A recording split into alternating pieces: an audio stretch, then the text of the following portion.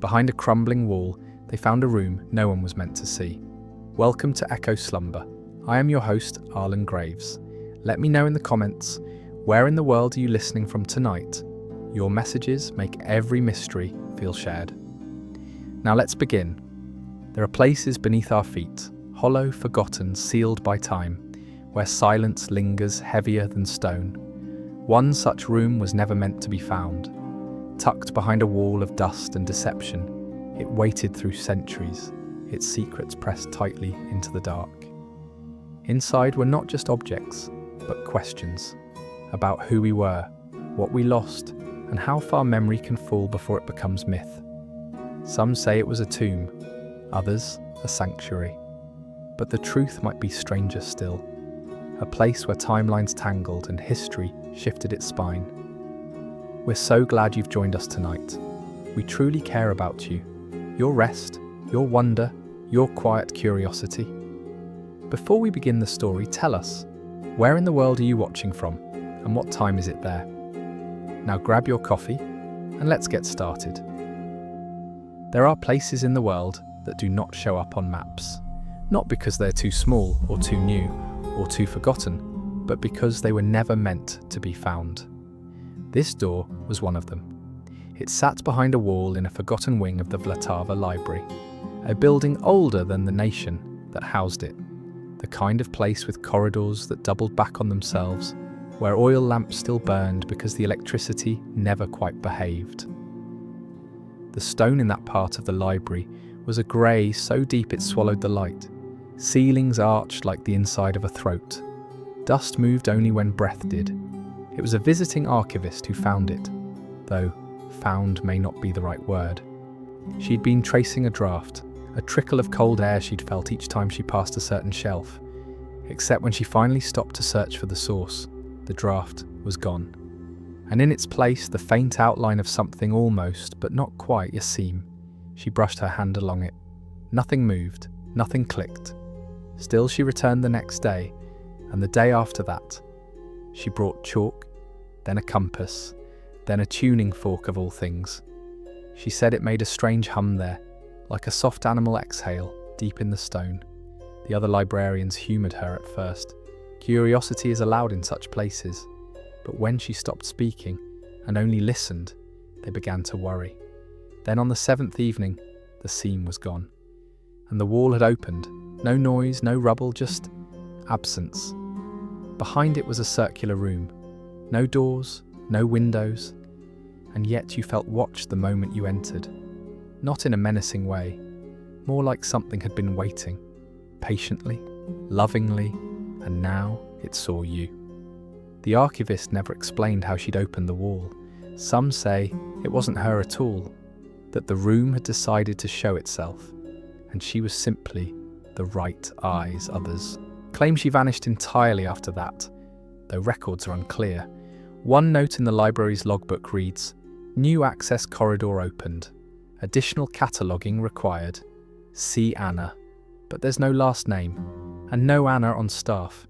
The room itself was made of a stone no one could name. It wasn't limestone, it wasn't granite. It felt smooth, but not warm, like river rock that had never known water. Scholars who entered noted how sound behaved strangely. Words drifted sideways, footsteps echoed before they landed. One linguist whispered her name, and heard her mother's voice respond. She refused to enter again after that. At the centre of the room sat a low pedestal, empty, but marked with 3 shallow grooves. Not for holding anything, but as if something had once been cradled there. Behind the pedestal was a curved wall, featureless, until one night, under the breath of candlelight, a shimmer emerged, like condensation forming into thought, a spiral. Wide at the base, narrowing upward until it vanished into the stone. No one had carved it, it simply appeared, and from that moment on, the door behind them would no longer close. No mechanism was ever found, no pressure plate, no gears, no magnets, just the simple truth. Once opened, the room remained, and the building had changed. Even those who didn't believe in such things agreed. The library felt different. Time inside slowed. dreams lasted longer, and always, there was that strange feeling of standing on the edge of something enormous and unfinished. Researchers flew in. Architects and physicists and philosophers followed. They photographed, they catalogued, they speculated, but the room stayed quiet, patient, almost indulgent, as if watching toddlers fumble with the corners of something sacred. Then came the first disappearance. A man named D'Souza, linguist, had been studying the grooves in the pedestal, said they reminded him of a script found in northern Yemen. He walked into the room one morning and never walked out. The cameras recorded nothing unusual. One frame he's there, adjusting his bag. Next frame, gone.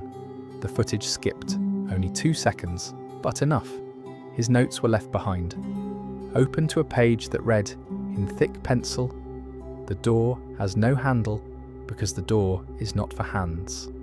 After that, the room was sealed again. Or at least, they tried to seal it.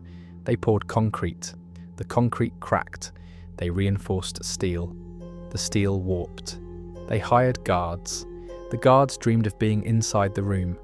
Eventually, they stopped trying. The chamber, now known only as Room 0, was left untouched. Lights dimmed, ropes installed, signs posted, but the story did not end there, because what was found in that hidden room would ripple outward, into museums, into vaults, into forgotten graves and children's drawings and ancient prophecies. Things once thought separate were now woven together, and all because a woman felt a breeze. That wasn't really there. In the quiet of night, if you sit still long enough, you might feel it too. The soft breath of something old, waiting, just behind the wall. The air inside the room was still, but not stale, not dead like a tomb, nor frozen like a vault. It was the stillness of something holding its breath, as if the walls themselves had not exhaled for centuries. And across the smooth stone floor, layer upon layer of dust had settled, not in chaos, but in soft, deliberate waves, like dunes in miniature, shaped by a wind long since gone. Some tried to sweep it aside, the archivists, the preservationists, but each morning the dust returned. Not more of it, the same dust, as if the room refused to be cleansed of its memory. And this dust was no ordinary debris. Under a microscope, the findings made no sense. Pollen grains from extinct flora, tiny flecks of obsidian ash, traced to volcanic events that happened continents away and millennia ago. Charcoal soot, the kind formed only in ceremonial fires. One particle even contained the residue of salt water, yet no ocean had touched the region in over 50,000 years. It was as though the dust had been chosen, collected by the room itself, as a record, a relic, a language made of remnants, no footprints held. People walked in, they walked out, and the dust remained unbroken. Except once, a set of partial impressions was found one morning. Only 5 steps, no entry prints, no exit.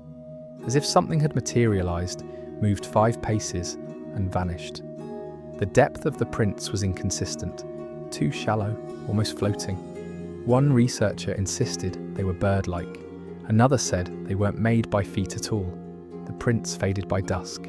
A team from the Institute of Material Chronography was brought in. They specialized in dating the undatable. They gathered samples delicately, like forensics at a sacred crime scene. What they found startled even them. Some grains were newer than expected, less than 50 years old, traced to a particular forest in Argentina, cut down for cattle grazing in the 1980s. Other grains predated known human habitation of the continent. Fossilized fern spores found only in strata millions of years deep.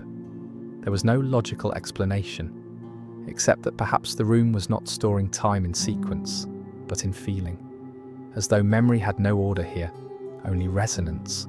One researcher, a soft-spoken geologist named Ilari, spent 3 weeks in the room, studying only the floor.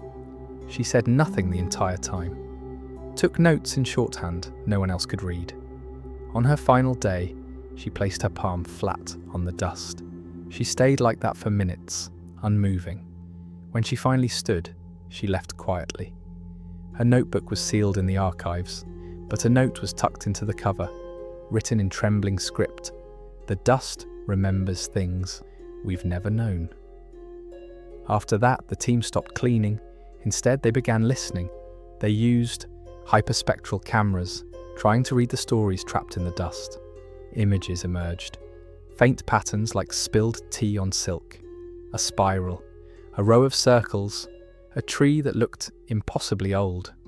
One technician, in reviewing footage, swore she saw the dust rearrange itself, only for a moment, but long enough for it to spell something. A word in a language she didn't speak, but somehow recognized. She didn't tell anyone the word, but she requested a transfer the next morning. At night, the dust shimmered under candlelight, a soft sparkle like mica or crushed bone. Visitors described the sensation of being watched, not by a presence, but by the floor itself, as if the room was beneath you and not the other way around. The theory grew that the dust was not just evidence, but interface, not passive sediment, but a system. One late evening, a poet, not a scientist, was invited in. He said he didn't want to measure the dust. He wanted to sit with it. He brought no tools, only a chair, and a mug of black coffee. He sat in silence for an hour, then another. He whispered to the room, "Tell me a story no one has heard before." Nothing happened. He returned the next day, and the day after that. On the fifth night, he fell asleep in the chair. When he woke, a single line had been etched into the dust in front of him. "You have always been here." He didn't know if he had written it in his sleep, or if the room had answered. He left a poem on the pedestal. It's now framed outside the chamber. It ends with the line, "What is history but dust that chose to stay?" No one enters the room without noticing it now. The way it shifts, not visibly but deeply, like something beneath thought, like memory stirring just before sleep. The dust has not moved in weeks, or perhaps it has, but we haven't yet learned how to see it. Either way, it waits, not to be disturbed, but to be understood, like a story not yet told, but already true.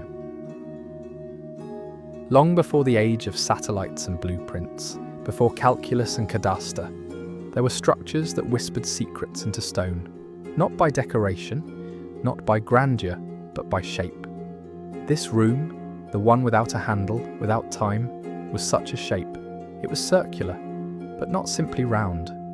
It was round the way ancient astronomers described the sky, a dome of intention, not mere geometry. Its diameter held a ratio older than the golden mean, older than the Fibonacci spiral, a proportion whispered in temple ruins and tidal patterns, but never captured in numbers that behaved.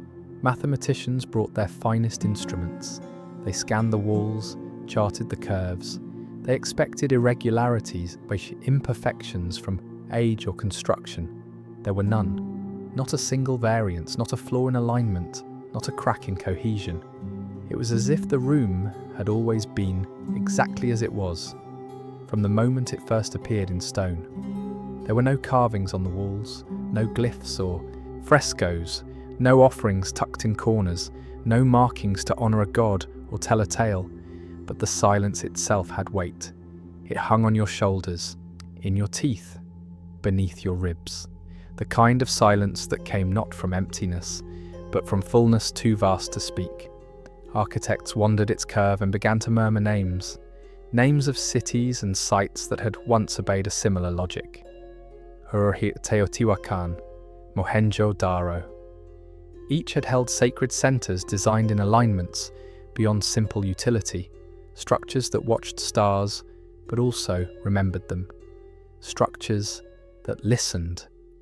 And now here was a room, unburied not by excavation, but by some internal decision to reveal itself.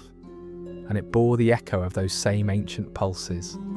One architect, a woman named Lena, refused to measure it. She walked the perimeter barefoot, eyes closed, counting steps, then breath, then heartbeat. When asked what she was doing, she simply replied, The room wants to be felt, not solved. Later, she sat outside and wept, not in fear, but in recognition. She said the chamber reminded her of being inside her mother's voice. Scholars debated what the room was for. Theories spilled across whiteboards and conference calls. A celestial calendar, a resonance chamber, a memory storage device built of architecture itself. One physicist said it functioned like a lens, not to magnify, but to focus thought. Another suggested it was built to hold an absence so perfect it shaped presence around it. But it was an acoustician who made the first measurable breakthrough. She stood at the centre and released a single tone from a tuning fork. The sound circled the room. It didn't echo. It folded, came back sharper, quieter, more knowing. The walls responded not with reflection, but with reply. She tried again, this time with her own voice. A soft vowel, held gently. When she stopped, there was a moment of stillness. Then a faint chord returned, a harmonic she hadn't sung. It was as if the room had finished her note. After that, they brought in more instruments, strings, horns, singing bowls. Some notes disappeared entirely. Others came back transformed, slowed, deepened, with unfamiliar overtones. It became clear that the room was tuned, not just physically, but conceptually, to intention, to memory, to presence. The theory that emerged was both poetic and unsettling. The chamber was not a container. It was a listener. It remembered frequencies. It remembered footsteps. It remembered silence. And perhaps it remembered more than that. One archaeologist proposed that the room had been built before language, not in spite of it, but in preparation for it, as a kind of holding place for meaning itself, before words had split things into categories and names. She called it a temple to the pre-verbal. Her paper was rejected by 5 journals, but the 6th accepted it and added it to an archive that, strangely, already had a placeholder file for it. The entry was dated 3 years before her birth. Another strange detail: the room's measurements, when translated into tones, produced a scale, not quite major, not quite minor. It mapped to no known musical system. Yet when sung, it soothed. Children in the adjacent corridor slept more deeply. Migraines faded. One man, deaf since birth, claimed to feel a kind of pressureless sound radiating through his bones. The walls were not walls, they were memory made firm. They carried intention, like a bowl carries water, not changing it, but allowing it to settle. In time, a team designed a simulation of the room. They built a replica in a soundproof lab, matched every curve, every contour. It failed. The shape was the same, but the feeling was gone. The silence did not weigh, the air did not listen, and the dust did not return. One technician, exhausted, said simply, "You can copy the skin, but not the soul." Eventually, the team stopped trying to decode it. They returned to the room, not with questions, but with presence. They brought stories instead of hypotheses. One woman read poems aloud. A man played a melody his grandfather had hummed in war. A child sat at the centre and laughed. And the room held it all, not like a recording, but like a forest holds the footsteps of the fox, like a mother holds the first cry of her child. It became clear that the room was not interested in what we knew. It was built to witness who we were before the knowing, not to contain history, but to remember what history forgot. The discovery came slowly, not with a shout but a quiet noticing, a shallow groove, barely visible on the inner face of the western wall, not decorative, not random, a line that bent, then split, then joined again, like the path of a river dreaming of its own history. More grooves followed. Some curved gently, others jagged like a coastline torn by wind and waiting. Soon it became clear this was a map, but not one anyone recognized. Geographers were summoned. They brought overlays and satellite projections. Papers rustled in the dim light, layered over the stone. but nothing aligned. No continent matched its own reflection. No sea sat where oceans now stir. This was not a chart of now. It was something older, or perhaps stranger. The coastlines were fluid, unanchored from familiar shapes. There were inlets too large to belong to any known harbour. Mountains sprawled in directions that defied the memory of tectonics. One ridge curled like a question mark beneath what might once have been Antarctica. A gulf reached deep into what looked like Eurasia, but stretched sideways as if seen in dream. Some scholars believed it showed Earth as it once was, long before Pangaea. Others said it mapped a future, a rearranged planet still waiting to arrive. But a third group, quieter and more unnerving, offered another idea, that this was not our Earth at all. One woman, an expert in ancient navigation, ran her fingers along a groove that spiraled like a whirlpool. She traced it for minutes in silence, then whispered, "It's not meant to be read, it's meant to be felt." She stood at the centre of the room afterward, eyes closed, said she saw cities where deserts now lay, rivers that pulsed with blue fire, and stars reflected in lakes that no longer exist. They called her vision hallucination, but others soon began to experience similar impressions. One man dreamed of a city carved into glass. Another saw caravans crossing lavender sand under twin moons. A child hummed a tune no one had taught her and pointed to a place on the wall where the map held no markings. There was speculation that the grooves weren't just geographic. They held frequencies. When rubbed with fingertips or tuned tools, they emitted the faintest tones, a low series of pulses, like sonar echoing across stone. It was cartography, yes, but not of land. It was a mapping of memory, a map of potential, not what was, but what might have been, or what still could be. It reshaped the very idea of maps, not as flat depictions of landmass, but as expressions of thought, of longing, of memory pressed into direction. Each night researchers recorded the grooves anew, but each morning they seemed subtly different, not visibly, but experientially. You touch a line you had traced 100 times and feel a new shape rise beneath your palm. One linguist called it responsive topography, a map not of Earth, but of the mind remembering Earth. There were places marked with no physical counterpart, an island shaped like a teardrop, suspended mid-ocean, a mountain range made entirely of spirals, a void, a flat circle with no depth or contour, surrounded by lines that radiated outward like light. They labelled this feature the Memory Sea. No scholar could agree on what it represented.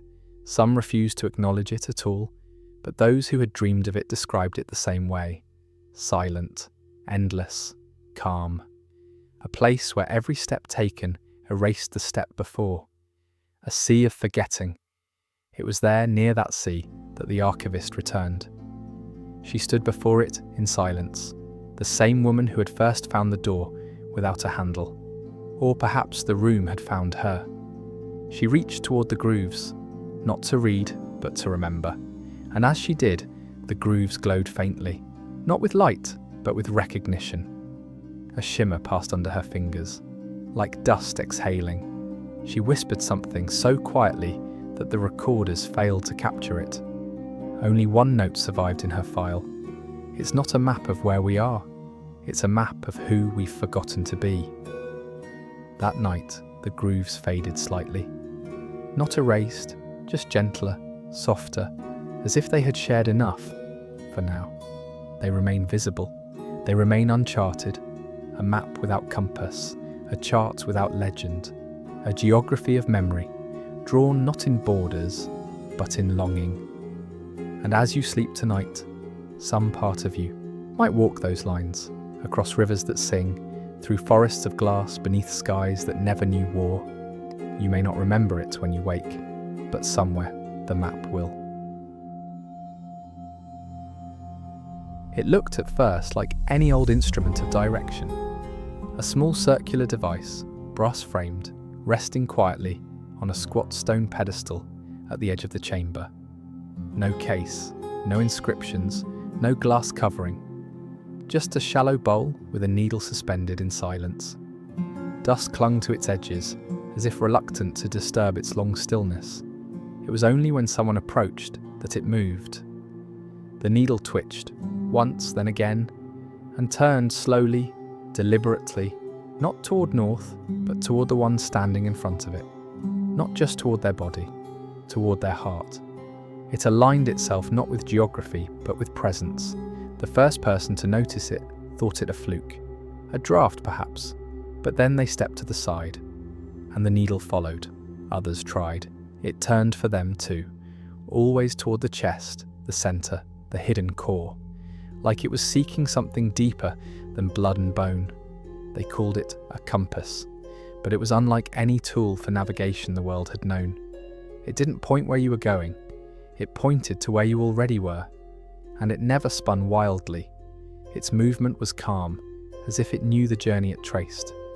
When someone who was grieving stepped close, the needle trembled.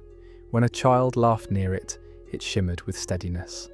One man, a cartographer who'd mapped terrains across 4 continents, stood before it for over an hour. The needle quivered, never fully settling. He wept. Later he admitted he hadn't felt truly found in years, and the compass seemed to know. Scientists examined it. No magnet, no electricity, no mechanism they could identify. When placed near a real compass, it disrupted the magnetic field, but gently, like a whisper interrupting a marching song. And when removed, the traditional compass didn't reset immediately. It hesitated, as if it too had been changed. Attempts to remove the device from the pedestal failed. It lifted easily, but the moment it passed beyond the chamber's arch, it grew heavy, then hotter, then cold, then simply still. The needle stopped moving altogether. It only functioned inside the room, as though whatever powered it wasn't physical but architectural, a conversation between shape and soul. One evening, a philosopher entered with a question. Not a hypothesis, not a theory, just a quiet wondering, what does it mean to be aligned? She stood before the compass and placed her hand above it, not touching, hovering. The needle steadied and pointed directly at her palm. She whispered, "I see." When she walked away, she left behind a note. It read, "This is not a tool for finding paths. It is a mirror for remembering the one already beneath you." Another visitor, a woman known for silence, approached the pedestal late at night.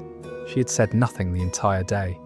The compass pointed instantly, with surprising speed, right at her chest. She closed her eyes, breathed, said softly, "I think it knows I've been carrying too many versions of myself." After she left, the needle stayed still for 3 hours, as if the room too needed to rest. There was speculation that the compass was ancient, older than any civilization known. But others believed it was timeless, not from the past, but from outside of sequence entirely. Some called it an artifact of intention, others a relic of pre-memory. But all agreed it was not pointing outward, it was pointing inward, not to a place on a map, but to a place inside the self, a place so often buried under noise, routine, fear, and forgetting. One child who visited the room said the compass felt like a friend. He asked if he could sit with it. They let him. He hummed quietly to it. The needle never moved, perfectly still, as if listening. He told the researchers afterward, "It knew I wasn't lost, just hiding." There are no diagrams for what the compass does, no formulas, no equations. But those who've stood before it leave changed, not outwardly, not in any way they can explain, but deeper, quieter, as if something that had been asleep had turned its face toward the light. And perhaps that is all the compass ever wanted. Not to guide, not to command, only to remind us of the true north that has always been waiting inside. For a long time, no one had thought to look beneath the floor. The walls held enough mystery, and the compass had drawn enough wonder. But then one evening, as candlelight brushed across the stone tiles, a glint was seen, faint, barely there, like the moon catching on a buried coin. The floor tile was lifted carefully. No lock, no hinge, just a panel that came free with the reverence of time finally allowing something to be touched. Underneath it, a slab of stone smoother than glass, etched with markings no one could name. They were not letters, not symbols, not arranged in rows or sentences. They spiraled and swelled, swam inward, then outward again, like the slow curve of music caught in still form. Glyphs, yes, but not as language had ever been known. A linguist, pale with disbelief, fell to her knees beside it. She traced one curve with her finger. She did not speak. Later, in her journal, she wrote, "It is not writing, it is memory without vocabulary." The slab became known as the quiet panel. Teams examined it under every frequency, every lens. No pigment, no ink. The carvings were impossibly shallow, as if impressed not by tool, but by thought.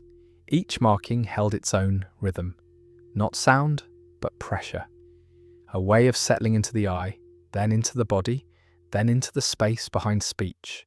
When people looked at it too long, they wept, not from sadness, from recognition, as if the slab reminded them of something once known in the womb, before breath, before naming. There were no translations, no dictionaries could be made.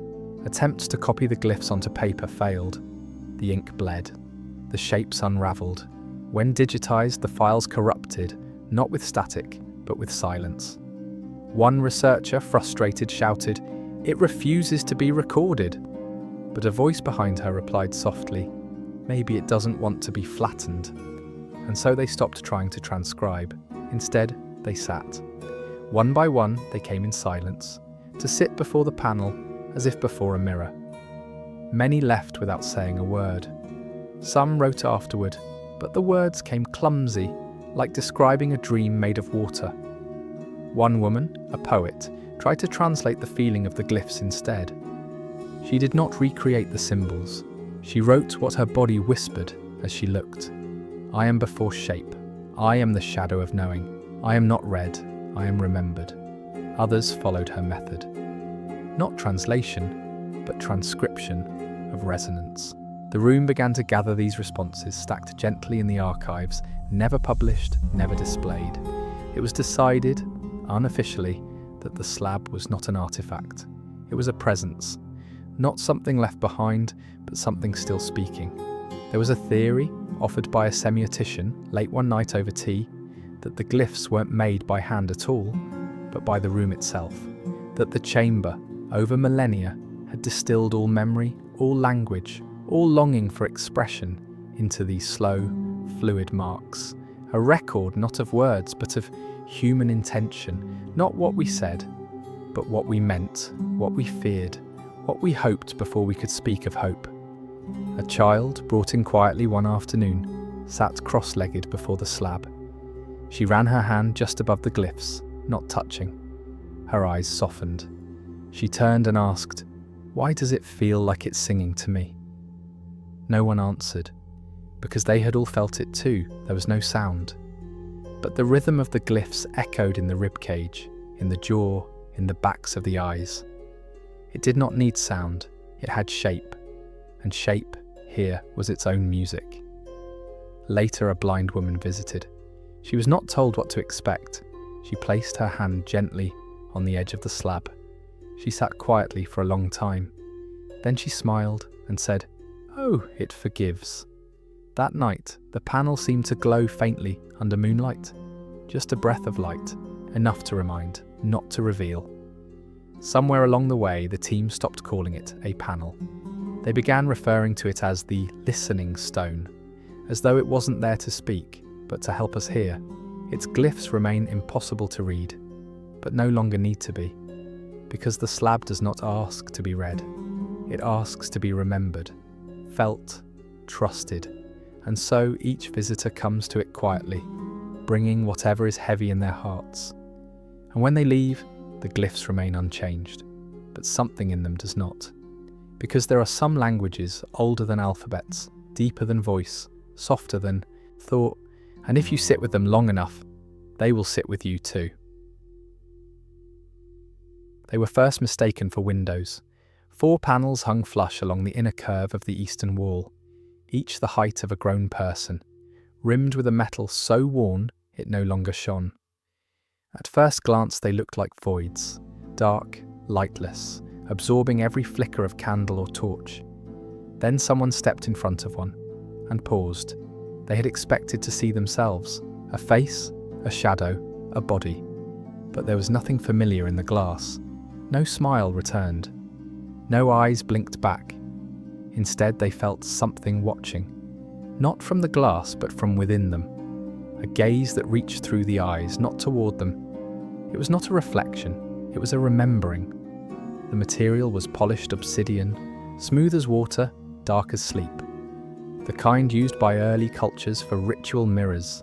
But here the polish was too perfect, the darkness too deep. Scientists attempted to measure the panels, light levels, temperature, surface readings. Everything came back normal, but no one who stood before them felt normal. Some described an overwhelming quiet. Not silence, but quiet that came from inside. One man fainted, a historian. When he woke, he whispered, "It showed me a moment I haven't lived yet, but already regret." He refused to go near it again. Another woman claimed she saw not her own face, but her mother's, the way she'd looked the day she died. Smiling, reaching towards something just behind the surface. The obsidian gave nothing back. It absorbed, it remembered, and when it chose, it revealed not what was visible, but what was hidden. It did not reflect appearance, it mirrored presence. Each person saw something different. Some saw themselves as children, some saw choices unmade. One man saw a stranger, an older version of himself he had never become. When a child was brought near, the mirror darkened further. She looked into it and said, "It wants me to stay little." She was gently led away. Over time, a theory emerged. The mirrors weren't made to show. They were made to witness, not a reflection of the physical form, but of the truth beneath the surface. What was waiting, what was buried, what we had chosen not to carry, but never let go of. A philosopher who spent 3 days studying them concluded, they're not looking back, they're looking through. Attempts to photograph the mirrors failed. Cameras caught only static or black void. When flash was used, it bent backward, a light that curled around itself and vanished. One technician insisted he saw his grandfather in the glass, a man long dead. He said the figure nodded, and then mouthed something. He didn't share what, but he resigned the next day. The mirrors were not dangerous, but they were not soft. They told the truth. And truth, here, did not shout. It waited, patient, unblinking, unmoving. A neuroscientist stood before one, pulse elevated. She said she felt the mirror thinking, not as a person does, but as memory does, slow, spiral, weightless. She placed her hand on the surface, cold, but not unfriendly. When she stepped back, a single image lingered. A door. Not the one they had entered from, another one, smaller, hidden. By the time she turned to show the others, the image was gone. No one found the door she described, but the idea of it stayed, as if the mirror had placed it inside her. One evening, a poet brought a lantern into the room. She stood before the mirror and began to speak, not reciting, speaking. Confessions, questions, small secrets she hadn't told anyone in years. She paused, waited. Nothing changed, but when she turned to leave, the mirror flickered. Just for a second, a shimmer, as if it had smiled. She returned the next day and left behind a letter. It is not a mirror, it is a companion for the unspoken. From then on, the panels were approached with care, not as objects of study, but as presences. Each visitor was allowed only once, a single moment, a quiet chance, to stand before a surface that did not reflect, but remembered. Not what we looked like, but what we carried, what we never said, what still echoed. And so tonight, if you close your eyes and breathe deeply, and allow the dark to hold you like water, you might feel something gazing back from behind your eyes, not to frighten, but to remind you you're still seen, even when you're not looking. They were found behind a shallow shelf, tucked neatly, deliberately, as if set aside for someone who would understand. 6 tablets, clay, cracked but not broken, thin as a child's hand, yet heavy in the palm. Their texture was strange, not like the baked clay of ancient Mesopotamia, but smoother, as if time itself had worn them down gently, like river stones in a stream that no longer exists. At first, no one touched them. There was something sacred in the way they rested, like sleeping animals or folded memories waiting to wake. When finally lifted, they held warmth, not heat, warmth, as if remembering every hand that had ever held them. The inscriptions were simple, raised marks, grouped loosely, neither cuneiform nor hieroglyph, nor anything resembling known scripts. Yet there was a rhythm, a pacing. The eye didn't read, it followed. And then the translations began. Not because anyone deciphered a key, but because the tablets told. Those who held them began to describe visions, scenes, places, first dismissed as projection, later as prophecy. Because within weeks the events came to pass. The first tablet showed a structure collapsing, a series of columns falling like dominoes into a lake. It seemed nonsensical. Until the collapse of the El Tahir Pavilion, hundreds of miles away, a ruin untouched for centuries, which crumbled during a storm into a nearby reservoir. The event was recorded on drone footage. The angle of the fall matched the vision. The second tablet described a crowd gathered in silence beneath a tree that bloomed out of season. 3 days later, a jacaranda tree in central Nairobi erupted in violet blossoms midwinter, and people gathered without knowing why. They said it felt like a story was arriving. By the third tablet, belief had shifted. These weren't predictions, they weren't omens, they were memories of things not yet seen, but already known, folded into clay like dried breath, soft and waiting. One archaeologist, a gentleman with a tremor in his left hand, held the third tablet longer than he should have.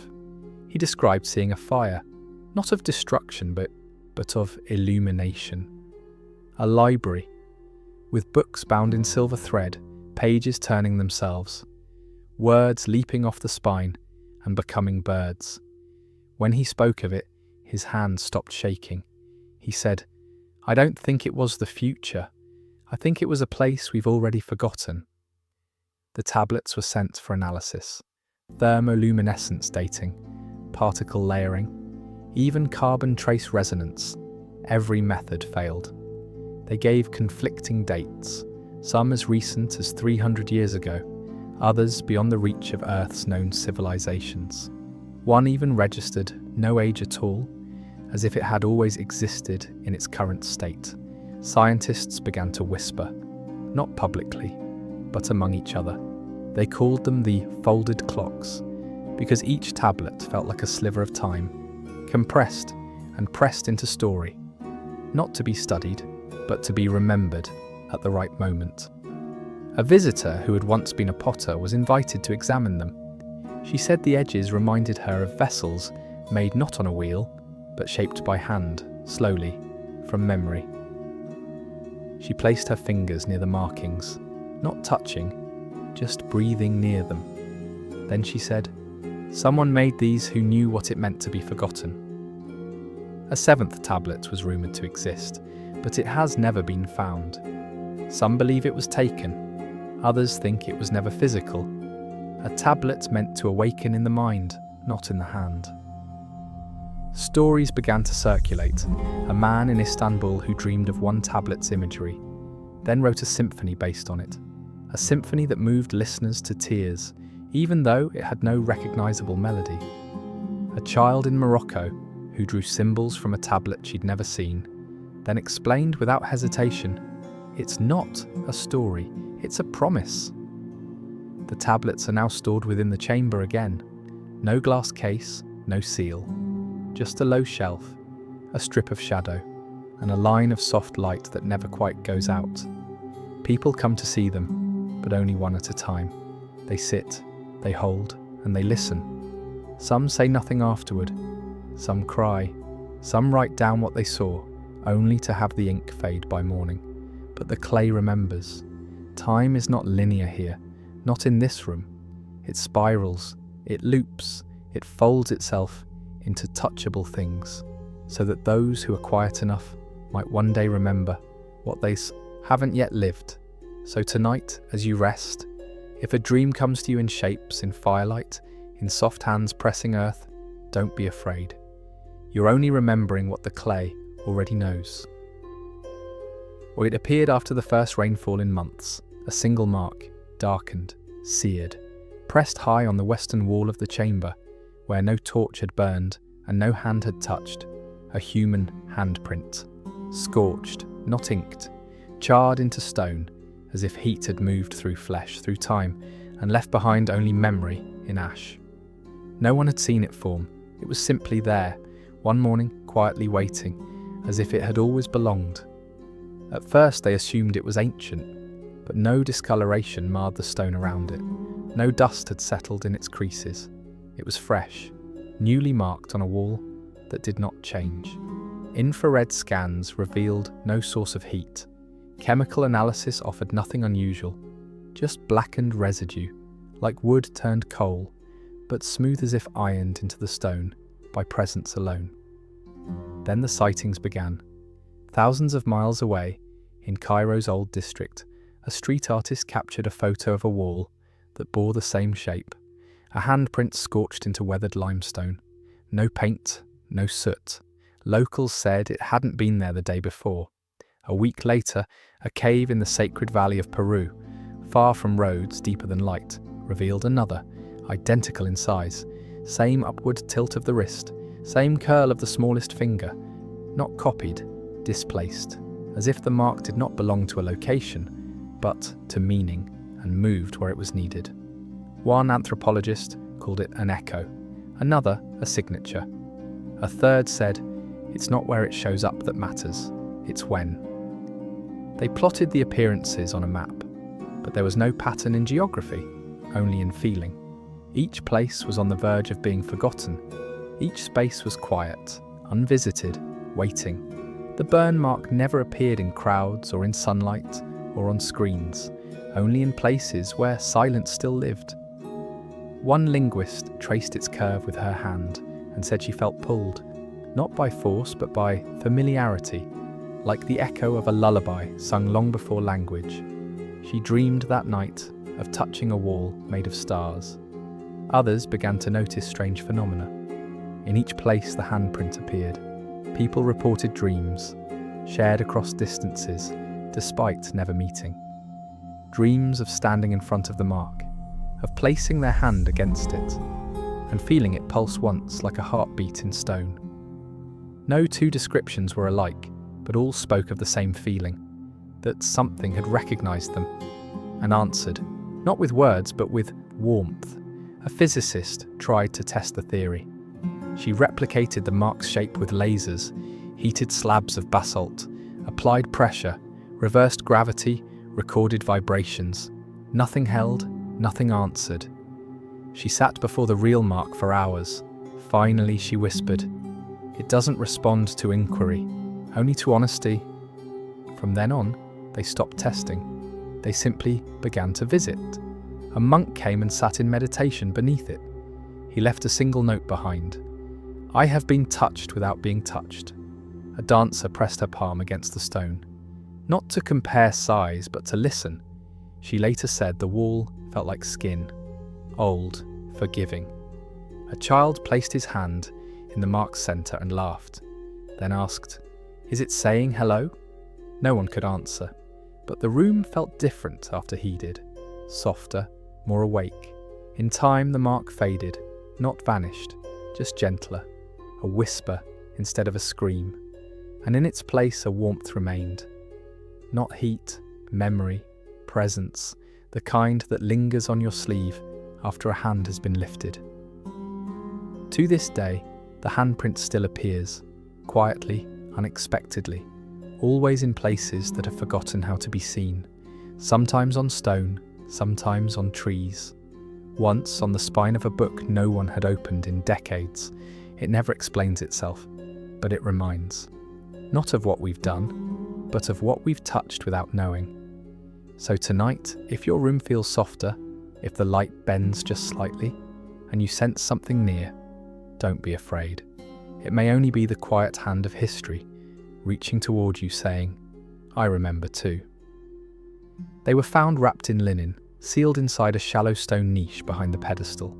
7 scrolls, dry, delicate, wound tightly with threads of what looked like woven bark. The threads crumbled at the touch, but the scrolls remained whole, thin as breath, and just as fleeting. The writing was not ink. It shimmered faintly, like light caught in oil. Symbols moved gently across the page, never still, never sharp, as if the language had been written in a half-dream by someone who didn't need to see to know. Translators worked carefully, photographed each scroll, transcribed by hand, by lens, by voice. The words translated more easily than expected, not through grammar or lexicon, but by rhythm, by tone. One scholar said it was like hearing the meaning in a lullaby sung in a language you didn't know, but still understood. The content startled them. The scrolls spoke of stories, not history, not prophecy, stories, but each one began the same way. This tale has not yet happened, but will be remembered. The first described a gathering of voices beneath a glass tree. Not humans, not animals, but presences, sharing memories through touch. The second told of a city that erased its own name to remain safe from time. No one remembered where it stood, but every visitor carried its music in their dreams. The third was stranger still. It told of a room without walls that appeared to anyone who had lost their way. A room made only of silence and scent. And once inside, no one wanted to leave. By the 4th scroll, excitement grew. Linguists, mystics, historians all hovered together, debating origins, meaning, purpose. Some believed the scrolls were metaphors. Others thought them literal fragments of alternate timelines, folded into this one by mistake or intention. And then they were gone. Not the scrolls themselves, but every trace of the translations, every handwritten note, every voice recording, every photograph. Erased. Computers showed corrupted files. Paper records turned blank, the ink lifted as if unspoken. Voices on tape became static. Even memories blurred. Scholars began to forget what they had read. They grasped for sentences but found only impressions, emotions. One said she remembered reading something about a flame that sang. Another recalled a bird that taught people how to forget pain. But the words were gone. The scrolls remained, untouched, unchanged, still curled in their linen cradles, still waiting. They tried again.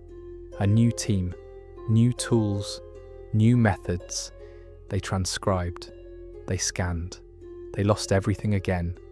And this time, those who read the scrolls spoke slower afterward, moved more gently, as if carrying something fragile they could no longer name. One man stood before the scrolls and said, they don't want to be known, they want to be heard. So they listened, they stopped recording, stopped writing, they read them aloud, once each, in a circle. And the scrolls flickered in the candlelight, not glowing, not moving, but shimmering, like breath across water. That night, everyone slept deeply, and all of them dreamt of the same thing. A single word whispered across a field of white flowers, a word no one remembered by morning. But they remembered the feeling it carried, peace, recognition, home. From then on, the scrolls were left untouched. They became known as the telling leaves, not because of their shape, but because they told what needed to be told, to those who were ready. Never twice the same, never twice remembered. One scholar, now retired, said quietly in an interview, "They are not meant to last. They're meant to soften something inside you, just enough that you begin to listen differently, to yourself, to others, to the things you've been carrying that want to be put down." Another visitor, a girl no older than 10, stood before the scrolls for less than a minute. She didn't touch them, didn't read them, but when asked what she thought they said, she replied, "They said, I'll remember when it matters." The scrolls remain in their linen, covered, quiet. People still come, but they don't try to take their words. They come to sit near them, to breathe the same air, to close their eyes and let the memory of words that never stayed settle gently in their chest. And maybe tonight, as you lie still, you'll feel the edge of a story that hasn't yet happened drift across your thoughts like a whisper in leaves. Don't try to write it down, just listen. Some things are meant to vanish so that we may remember them where it matters most, inside. The library was old, older than the Republic, older than the maps that claimed to contain it. Built in stages, layered like thought. Corridors added when needed, forgotten when not. It had always been a place of paper, shadow and silence. But this room, this perfect silent chamber, was not supposed to be there. They found the blueprints first, stored deep in the municipal archive, drawn by hand in fading ink. The original floor plans dated to 1873, revised in 1911, expanded in 1924. Each one showed the same wing, the eastern corridor, where the chamber now rested. But there, where the circular room now stood, was only a blank wall. Not a doorway, not a closet, just a section of solid stone, unbroken, unnoted, as if no one had ever dreamed of a room behind it. Archivists retrieved photos, sepia-toned, carefully posed, capturing dust motes in stillness. One image, dated 1927, showed a row of scholars lined against the eastern wall, their backs pressed flat to the very space that would one day open. But behind them, there was nothing, only wall, smooth, unbroken. The corner where the room should be was closed. It had not been forgotten. It had not been sealed. It had not existed, not then. And yet, now it was undeniably there, not an illusion, not a trick of architecture or poor documentation. The chamber was real, stone, breath, silence, and no one could explain how it had arrived. Some called it a concealed structure, hidden by early builders, designed without record. But the stone didn't match. The age was wrong. The texture too strange. It hadn't been there. It had become there. A structural engineer scanned the foundation. The results were impossible. There were no fracture lines, no signs of excavation, pressure, or recent insertion. The stone flowed seamlessly, as though the room had always been waiting beneath the skin of the library, waiting for someone to notice it, or for someone to need it. A philosopher suggested the room hadn't moved, we had. That we had slid sideways through time into a version of reality where the room had always been. That we had folded into the presence of it, rather than it appearing to us. A poet said more simply, maybe the story needed a room, and so the room appeared. In later months, a technician stumbled across an old ledger, buried beneath decades of misplaced documents. It was a supply record from 1903, mostly mundane, oil for lamps, new pens, a crate of leather bindings, but near the bottom, in smudged handwriting, item, circular annex east side, planned not drawn, delivery unknown, purpose private, not for copying. That line was underlined in red. No one could identify who had written it. The handwriting matched no staff member on record. The paper was tested, dated to 1903, real. But no annex had been built that year, no materials ordered, no permits filed. The room had been planned, but not by anyone on record, and never constructed, at least not by hand. A myth began to form among the staff that the chamber was not made of stone but of story, that it didn't occupy space in the way other rooms did, that it existed because it had to, because something somewhere needed a place for memory to settle. One night, a janitor, the one who worked the late shift, always humming, always gentle, paused outside the chamber's entry. He stared at it a long time, then said almost to himself, "I walked this hallway for 20 years, I swear. I used to turn left where now I turn right." He didn't sound upset, just curious, as though something in the world had changed quietly, kindly, and without permission. When asked later how he felt about the shift, he smiled and said, "Sometimes I think the world rearranges itself to give us another chance to remember." After that, no one tried to explain the room's arrival. Theories were offered, of course: quantum anomaly, shared hallucination, collective memory breaking through time's crust. But none felt right, not in their bones, because the truth moved differently here. It didn't arrive like facts do. It settled like dust, software certain, unspoken. The room hadn't appeared, it had returned, or perhaps we had. So if tonight you wake and feel like something has shifted, a hallway too short, a door that wasn't there yesterday, don't be afraid. Some rooms don't arrive on schedules. Some truths only visit when we've finally grown quiet enough to let them in. They weren't looking for anything that day, just brushing the dust from a small alcove near the northern wall, a shallow niche half the size of a suitcase, lined with smooth pale stone. It looked unremarkable, but when the light touched the corner just right, something inside shimmered, amber, fractured with time but still whole. It wasn't gold, it was resin, clear, old, fragrant, with a faint scent of dried sap and something softer, like river water and breath. Inside the resin, reeds, fine fossilized stalks, twisted gently like the beginnings of a woven basket, fragile, preserved. But there was more. Tiny bubbles, dozens of them, frozen mid-movement, as if caught while rising. Each one held a faint cloud, barely visible to the eye. A chemical scan confirmed what no one expected. Trapped inside the resin was human exhale. Breath, not a whisper, not a scent, not a metaphor, actual breath. Exhaled thousands of years ago, and still resting, still waiting, caught in resin like a message sealed in honey. They called it the breath niche. It changed how they spoke in the room after that, because now it was clear.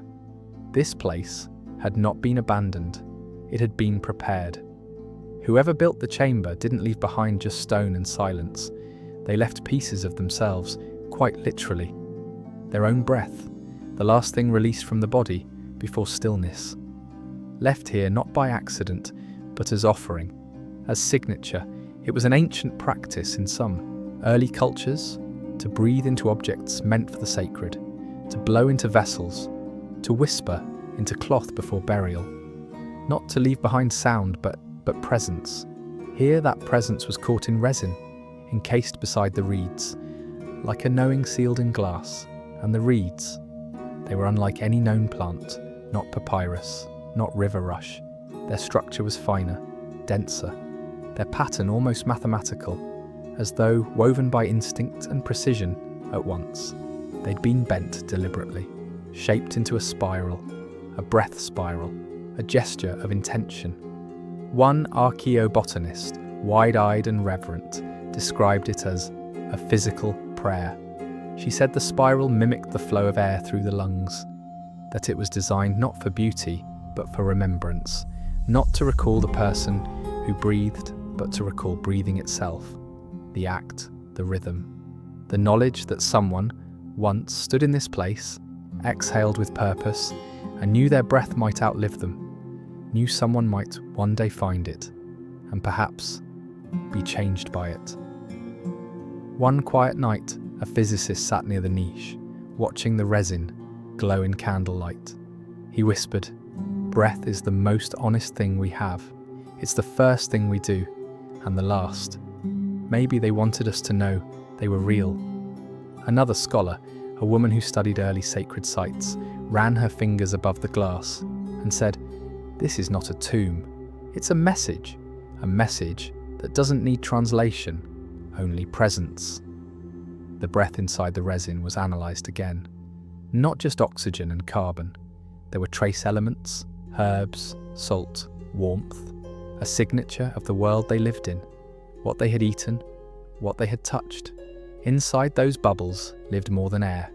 They carried time, the warmth of an afternoon we'll never feel, the breath of a builder who never knew our language but knew we would come, and perhaps more importantly, knew who would come, because the breath didn't feel general.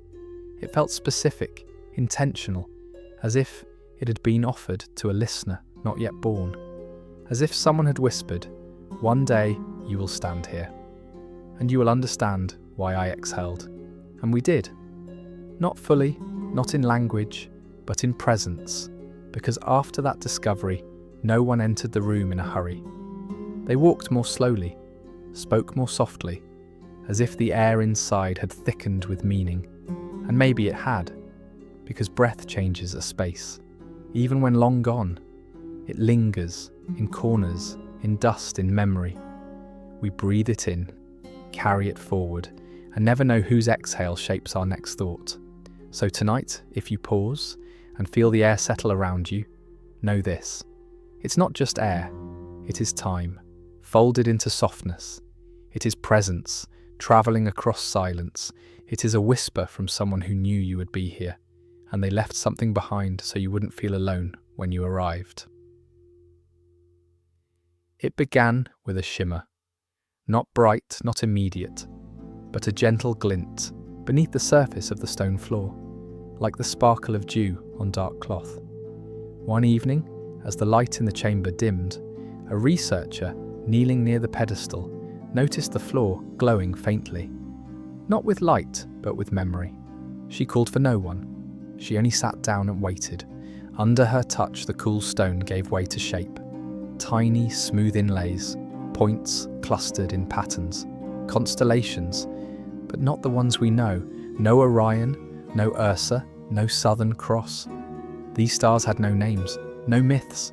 They had never been charted, never plotted in the sky above. And yet, they felt familiar.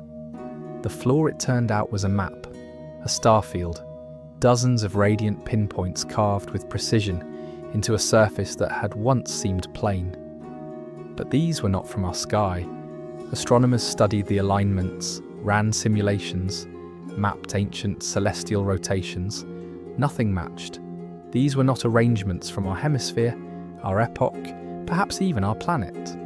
Some stars were arranged in triplets, spiraling outward. Others formed broken circles, as if orbiting something invisible. One cluster resembled a fingerprint, but stretched into infinity. But the longer one stared, the more it began to feel right. Not correct in any technical sense, but resonant, as if these stars had been felt, not seen. As if someone long ago had laid them here not as astronomy, but as remembrance. Some scholars argued they were symbolic, representations of ideas, not objects, but others felt something different. One night, a small group gathered in silence around the central ring. They brought no equipment, only themselves. They sat in stillness, gazing down, and as the minutes passed, something shifted. Not in the stars, in them. A quietness settled, not just in the room, but inside their minds. The kind of stillness that comes before memory, the moment before a dream returns. One by one, they began to recognize, not the stars, but the feeling of where they belonged. A woman spoke softly. "That one," she said, pointing to a trio arranged like an open door, "was in a story my grandfather told me, about a place where people lived in silence and listened to the sky sing." She had always thought it was a myth, now she wasn't sure. The next morning, a child who'd visited the room with his father drew a map in crayon, not of the chamber, of the floor. He placed dots exactly where the inlays were, including one so faint that even the researchers had missed it. When asked how he knew, he shrugged. "I've seen them before, in the floor of my dreams." They stopped calling them stars after that. They began to call them seeds, because they did not behave like objects to be observed, but like beginnings. Each one seemed to open something in those who saw them. Memories, feelings, questions. No one remembered asking, but had been waiting to. A psychologist who studied spatial memory stood in the centre of the room for nearly an hour. She didn't speak, didn't write, But when she emerged, she said, "The stars are not above us, they're through us. The sky's just a story we used to keep from remembering that we carry it inside." Her colleagues didn't know what to make of it, but they wrote it down anyway. Later, an astronomer noticed that one of the inlaid clusters, when traced in sequence, formed a shape identical to the neural network of the human brain, specifically the limbic system, the center of memory and emotion. Coincidence, some said. But the coincidence stayed, and so did the feeling, because more and more people were leaving the room with the same quiet sensation, not of being watched, but of being seen by something older than time. One evening, a musician was invited to observe the patterns. She knelt by the largest cluster and closed her eyes. She began to hum, softly, tentatively, then louder. The hum became a pattern. The pattern became a melody. She played it on a hand drum. The rhythm was slow, pulsing, a lullaby from no known tradition. When she finished, she whispered, "I don't think the stars are stars. I think they're notes." No one knew how to respond. But for the rest of that week, the floor felt warmer. They never installed rope or signage around the stars, never fenced them off. People were allowed to walk across them, but most chose not to. They stepped gently, as if passing through someone's memory. One visitor called them a map to where we've already been, just not here. And perhaps that's what they were. Not a record of space, but of longing, of presence waiting to be found, of the constellations we carry behind our eyes before we fall asleep. So tonight, as you close your eyes and drift into that soft, unbordered place behind thought, if you feel yourself standing barefoot on warm stone and see stars not above but below, don't be afraid. You have only returned to a place your soul already remembers. They were found tucked inside a hidden drawer beneath the western alcove, sealed in a box of black wood, wrapped in cloth that smelled faintly of metal and rain. 8 of them, sheets of lead, thin as paper, folded like the pages of a prayer book, creased with care, not haste. Each was inscribed. Not carved, not painted, inscribed, pressed into the surface with something sharp but tender, as if the writer didn't want to wound the lead, only persuade it.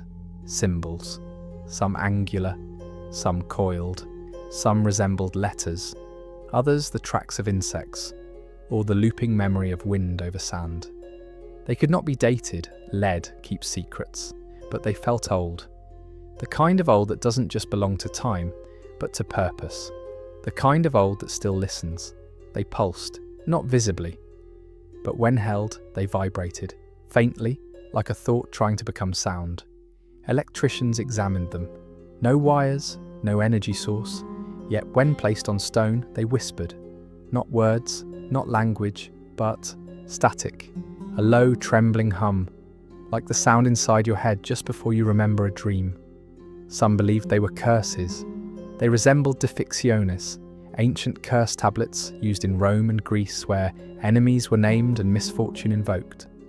Others thought they were prayers. The symbols weren't cruel, they were yearning. Lines drawn by hands that feared forgetting more than death. One linguist stared at them for days. She ate beside them, slept beside them. Finally, she whispered, "They're not meant to harm. They're meant to anchor." To what, no one knew, but the idea held. The tablets were heavy for their size, not just in mass, but in presence. They carried a gravity.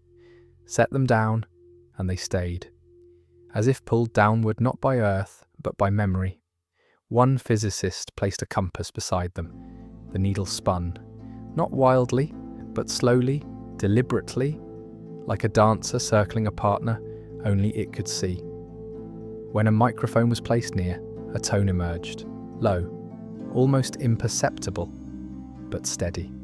A single frequency, unwavering, measured at 17.3 Hz, a range often called the ghost frequency, where sound is felt in the body, not heard by the ear. It was the frequency of deep wind, of large cat purrs, of the human heart in grief. The lead was singing, or perhaps grieving, or perhaps remembering something we weren't yet ready to hear. No two tablets were alike. Each one seemed tuned to a different emotion. One shimmered cold, despair pressed into metal. Another glowed with warmth, almost joy. A third was unreadable, but made everyone who touched it feel watched. Not harmed and not judged, just seen. One night, a visitor asked if she could read them aloud. No one had dared. She held the first one in trembling hands and began to speak. Her voice stumbled, not because the words were hard, but because they weren't words. They were sounds, not quite vowels, not quite song. Each sound echoed longer than it should have, as if the room wanted to keep it. When she finished, the air felt heavier, not oppressive, just full. Like a room after a long-awaited confession. She wept, said, "I don't know what I said," but it answered something I didn't know I was asking. After that, the tablets were returned to their box, not hidden, but cradled. Their presence was never explained, but no one needed explanation, because some things are not written to be read. They are etched into the world like footprints in snow, meant to melt, meant to soften, meant to be felt only once and then held inside forever. So tonight, if your thoughts hum softly, if the silence seems to carry more weight than usual, know this: somewhere beneath language, beneath sound, beneath the noise of knowing, there is a whisper, not meant to instruct, not meant to disturb, only meant to say, "You are not the first to carry this silence, and you will not be the last." It was discovered by accident, beneath the faint outline of a faded diagram carved on the southern wall. A conservator, gently brushing away layers of soot and dust, tapped the stone to check for hollows. One section responded differently, not with emptiness, but with stillness, as if the sound itself had been absorbed. She pressed her hand to it. It was warm. They removed the panel with care. What lay behind it was not a cavity, not a chamber. It was a presence, not a body, not bones, just a shape pressed into the stone. A shallow indentation, human in form, but softened, blurred around the edges. Like a figure, carved from memory rather than matter.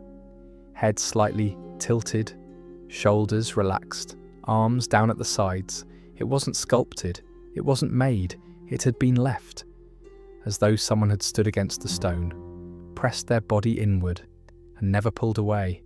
The outline was impossible to date. The stone around it showed no chisel marks, no erosion, no alteration, as if the wall had agreed to hold the shape of someone who once needed to stay. At first, no one dared to touch it. There was something tender in the impression, not sacred exactly, but intimate. It felt like entering a room and realizing someone had just left. The warmth of them still in the air, the silence shaped by their breath. Some called it an echo, others a fossil of presence. But one poet stood before it for a long time and said quietly, "This is not where someone stood. It's where someone chose to be remembered." When finally examined, the imprint offered few clues. Human proportions, yes, but something in the angles was strange. The curve of the spine, the tilt of the hip, the subtle tension in the throat, as if the figure wasn't merely resting, but listening, not to the outside world, but to something deeper, something within the stone. A theory emerged, that the wall had recorded this person, not with sight, not with sound, but with sympathy. A resonance, the way water holds the shape of a hand after it moves through, the way a bed remembers the weight of a body, even when empty. Some wondered aloud, was this the builder, the dreamer, the one who left the breath, the one who arranged the stars? Or was it none of these? Was it the room itself forming into the shape of a person, because it longed to understand us?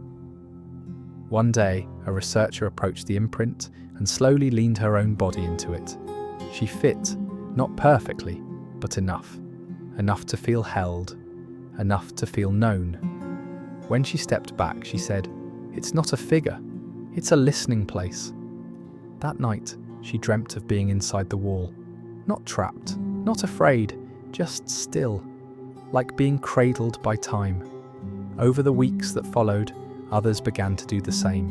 One by one, they pressed gently into the shape, each one finding something different.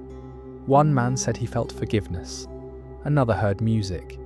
A child said it felt like her grandmother's hug, the one she missed most. But no mark was ever left, no new impressions.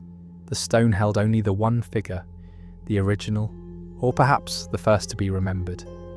There was an unspoken rule: no more than one person at a time. Not because it was dangerous, but because the space deserved silence, deserved presence, deserved to be approached like a grave or a mirror. Later, a neurologist proposed something strange: that the shape in the wall activated parts of the brain associated with long-term memory and deep emotion, but only when the person leaning into it was quiet, not still, not silent, quiet, as if the imprint responded not to bodies, but to the softness between thoughts, to the part of us that forgets how to name itself. A blind man visited. He was led gently to the wall. He touched the outline and smiled. Then he said, "They weren't trying to be remembered. They were trying to remember us." No one understood exactly what he meant, but they nodded anyway. Because in this room, not all truths arrive as answers. Some come as echoes. Some come as warmth in stone. Some arrive in the silence left behind when someone finally listens without asking. So tonight, if you feel the wall near your bed, breathe just a little. If the air curves softly against your back, if the quiet feels almost human, do not be afraid. You are only being remembered. They were never named in full. Not in the archives, not in the ledgers, not in the whispers passed down through the quiet corridors of ancient cities. But if you looked carefully, in the margins of crumbling scrolls, in footnotes that trailed off mid-sentence, in stories told only after the fire burned low, you'd find them. The council. Known not by a title, but by a task. They were the keepers of the place that rewrites. The ones who knew of the chamber before the stone was lifted, before the breath was sealed, before the stars were stitched into the floor. No single civilization claimed them, yet traces of them ripple through time, in Babylonian dream tablets, in the hollowed bones found beside Ptolemaic maps, in Sufi poetry that speaks of doors with no threshold. They moved quietly through dynasties, never ruling, never leading, but always listening. They called themselves by many names: the archive of absence, the silence below the scroll, the order of the twice remembered. But their purpose remained the same: to guard the chamber, to wait for the right moment, not to reveal it, but to let it be found.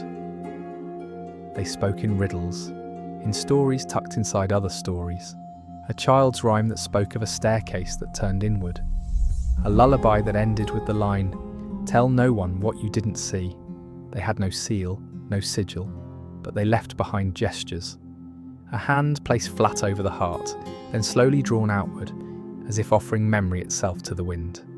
It was only recently, in the digital sifting of forgotten manuscripts, that their traces emerged again. A historian in Prague found a phrase, scrawled in the margin of a 14th century psalter: "Let them forget us everywhere, except where forgetting would undo the world."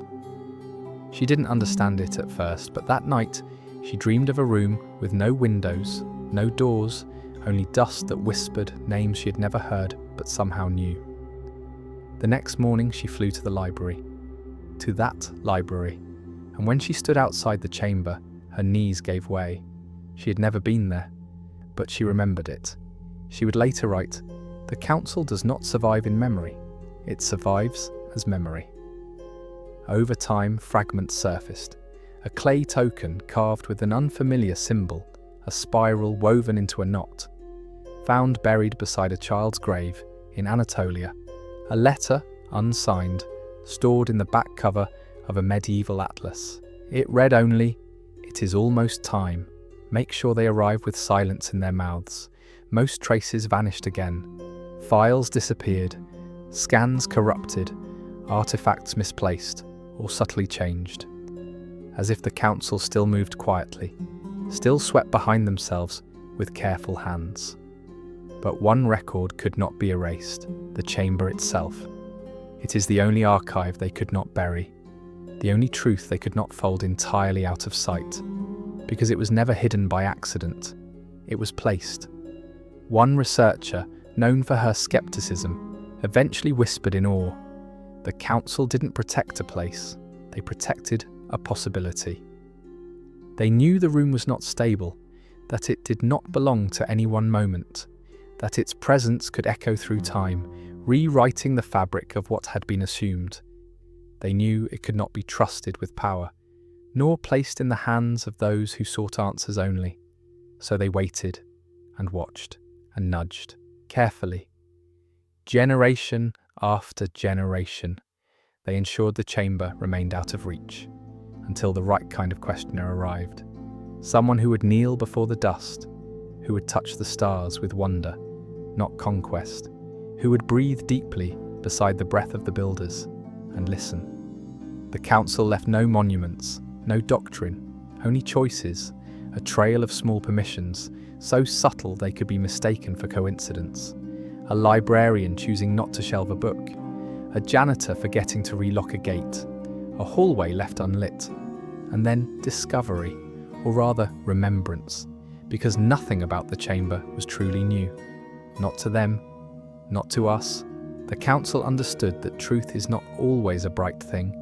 It is not shouted, not forced, it is whispered, and must be received with the same reverence. So tonight, as the world softens around you, as your breath slows and your body begins to float beneath thought, consider this. Maybe something, or someone, has been guiding you gently toward remembering what you were never meant to forget. And maybe the council, quiet and unseen, is still out there, not guarding, not hiding, just waiting for you.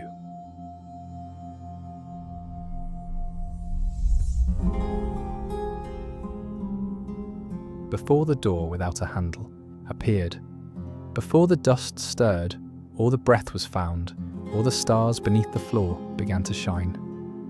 The children were already drawing it, 5 of them, unrelated, unknown to one another, scattered across the globe, a seaside town in Wales, a quiet village outside Kyoto, a snowy farm in Saskatchewan, a crowded flat in São Paulo, and a sunlit home in the outskirts of Lahore.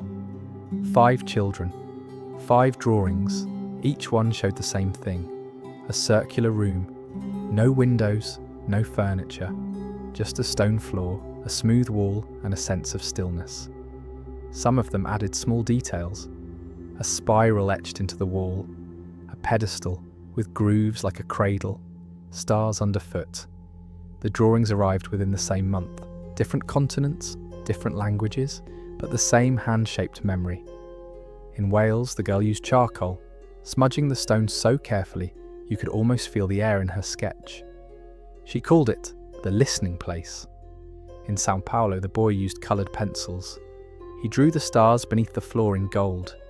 He said he didn't know what they were, but he remembered them twinkling from the bottom, not the top. In Kyoto, the boy whispered in his sleep. He said the walls sang.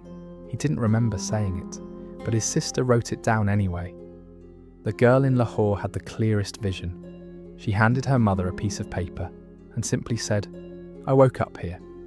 When asked what she meant, she pointed to the drawing. A room, round, still. I was standing in the middle, and something was waiting for me, not a person, just a hush. No one took it seriously at first. Children dream, they imagine, they invent. But then the images were found. The real room, the sealed wall, the impossible chamber. And researchers began to notice something strange, that the proportions matched the children's drawings, that the placement of the grooves on the pedestal, the curvature of the ceiling, the position of the faint spiral on the wall, they were already known by those too young to name what they saw. A team of psychologists was called in. They confirmed the children had never met. They hadn't read the same books. They didn't share ancestry. They weren't part of any experiment. They were simply receiving something, not from the world around them, but from within. Some called it coincidence, but even that explanation sounded too tidy, because when the children were asked to speak about the room, they didn't describe it like a dream. They described it like a memory. Each child used different words, but all spoke of the same thing. A place that felt like it had been waiting. A room that didn't just appear, but recognized them. One child said it felt like a womb made of stone. Another said it was like a bedtime story that had forgotten its ending. And then there was the boy in Saskatchewan. He never spoke much, but he built, out of snow, in the field behind his house. Every morning, after the snow softened, he built it again. A circle, smooth edges, an entrance that was never touched. His parents asked what he was making. The remembering room, he said. They filmed it. Later, they showed the footage to the researchers. The boy's snow structure matched the dimensions of the chamber, down to the arc of the inner wall. He had never seen the photos, had never left his town, but somehow he knew. Eventually, the researchers stopped asking why. Instead, they began to wonder how. How did these children see what hadn't yet been found? How did they know a place that had been hidden for centuries, or perhaps inserted outside of time? A linguist offered this theory, that the room was not bound to chronology, that it pulsed like a heartbeat through moments, reaching forward and backward in the same breath, and that children, not yet hardened by the logic of clocks and maps, were soft enough to feel it. They hadn't discovered the chamber. They had remembered it before the rest of the world caught up. Another possibility emerged, that the room had called to them, that it sent out whispers, not in sound but in shapes and rhythms, and the children, unguarded, heard. One scholar said softly, the room might not have been found at all unless they remembered it first. After the chamber's discovery, the children stopped drawing it, not because they forgot, but because they no longer needed to. It had returned. Their dreams changed. They dreamt of quiet forests, of starlight below their feet, of stone that breathed, and in each dream, the room was still, waiting, not for knowledge, not for answers, but for presence. So tonight, if your thoughts wander just before sleep, and you see a shape in the dark that you can't name, a circle, a hush, a door without a handle, do not fear. You are simply remembering, as the children did, what the world once knew before it learned to forget. It sat on a stone ledge beneath the chamber's low arch, not displayed, not hidden, as if it had been there longer than the wall that held it. An hourglass, cracked at the base, empty, no sand, no markings, no frame of gold or wood or ornament, just two glass bulbs fused at the neck, a thin channel between nothing. At first it was dismissed, a broken relic, a symbolic gesture perhaps, placed by someone who meant to mock time or mourn it. But then someone picked it up. They turned it gently, expecting silence. Instead, a sound. Not the soft hiss of falling grains, not the whisper of settling dust, but wind, a rushing, pulsing wind, too large to live inside the small glass space it came from. A wind that grew louder as the hourglass settled upright, and then stopped, abrupt, complete, as if it had never been. They turned it again. The wind returned, not louder, not faster, just exactly the same. No change, no variation. It wasn't passing, it was looping. And that was when they began to wonder, was this an hourglass at all, or something else? Something older than the idea of time as sand. One physicist placed it under magnification. The glass was imperfect, not man-made, not blown. It had been shaped by pressure, shaped by heat, or perhaps by neither. Its imperfections were rhythmic, like waves frozen mid-tide. The inside of the glass was lined with faint residue, but not of minerals, of air, trapped molecules from another atmosphere, denser, older, possibly not of this world. The hourglass was dated. Nothing definitive, just guesses. Some said 6,000 years. Others said it couldn't be measured, that it belonged to a before. One linguist suggested it wasn't meant to measure time, but to interrupt it, to offer a pause, a stillness folded inside glass, ready to be opened when the moment needed to hold itself a little longer. And then the stories began.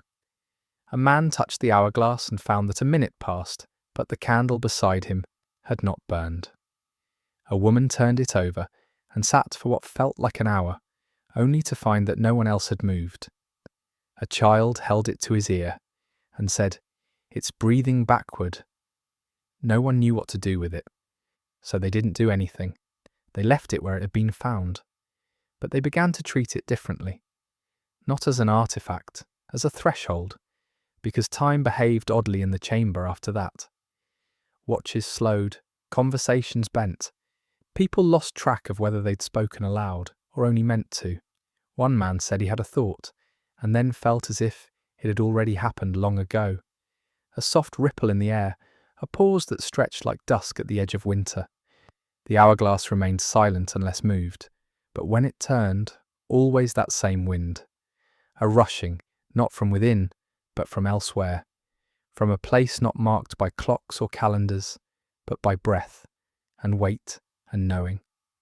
Some began to sit beside it when they felt unmoored. They didn't touch it, just sat, letting it remind them that not everything needed to be measured to be meaningful. One evening, a woman, an archivist known for her silence, turned the hourglass 3 times in succession.